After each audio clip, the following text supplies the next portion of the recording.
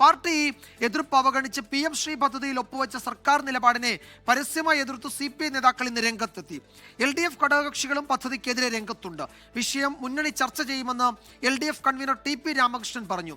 നാണക്കേട് സഹിച്ചു മുന്നണിയിൽ തുടരണോ എന്നാണ് CPIയോട് പ്രതിപക്ഷ നേതാവിന്റെ ചോദ്യം.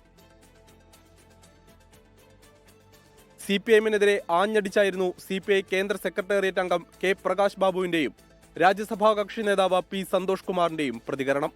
നയപരമായ കാര്യങ്ങളിൽ ഗവൺമെൻറ് സെക്രട്ടറി അതിൽ ഒപ്പിടാൻ പാടില്ലാത്തതാണ്. അപ്പം പിന്നെ അതെങ്ങനെ സംഭവിച്ചു എന്നുള്ളത് ക്യാബിനറ്റിലെ അംഗങ്ങൾ കൂടി പങ്കെടുക്കുന്നതാണ് സെക്രട്ടേറിയറ്റ് യോഗം.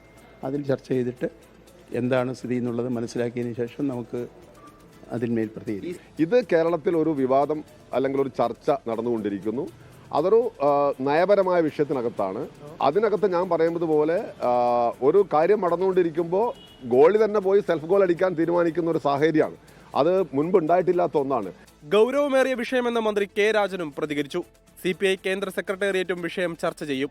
CPIM സംസ്ഥാന സെക്രട്ടറി MV ഗോവിന്ദന്റെ എന്ത് CPI എന്ന പരിഹാസ പരാമർശം ഉൾപ്പെടെ ചർച്ചയാകുമെന്ന് നേതാക്കൾ. I am not speaking on any issue right now. We have our party meeting.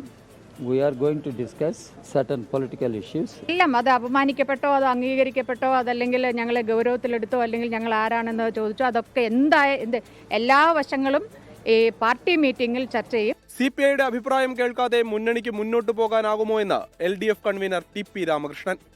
ഒപ്പിട്ട് എന്ന് പറയുന്ന വ്യവസ്ഥകൾ എന്താണെന്ന് മനസ്സിലാക്കാതെ അത് സംബന്ധിച്ചുള്ള അഭിപ്രായ പ്രകടനം നടത്താൻ ഇപ്പോൾ എനിക്ക് സാധിക്കുന്നു. CPIയോട് പ്രതിപക്ഷ നേതാവിന്റെ ചോദ്യം ഇങ്ങനെ: ഏത് CPI എന്ന് CPM സംസ്ഥാന സെക്രട്ടറി ചോദിക്കല്ലേ, ഏത് CPI എന്ന്? എന്നിട്ട് അപമാനം സഹിച്ചുകൊണ്ട് അവരെ അതിൻ്റെ അകത്ത് തുടരുവാണോ അത് അവരാലോചിക്കട്ടെ. സർക്കാർ തീരുമാനത്തിൽ RJD ഉൾപ്പെടെ ഘടകകക്ഷികളും അതൃപ്തി പരസ്യമാക്കി. News desk 24.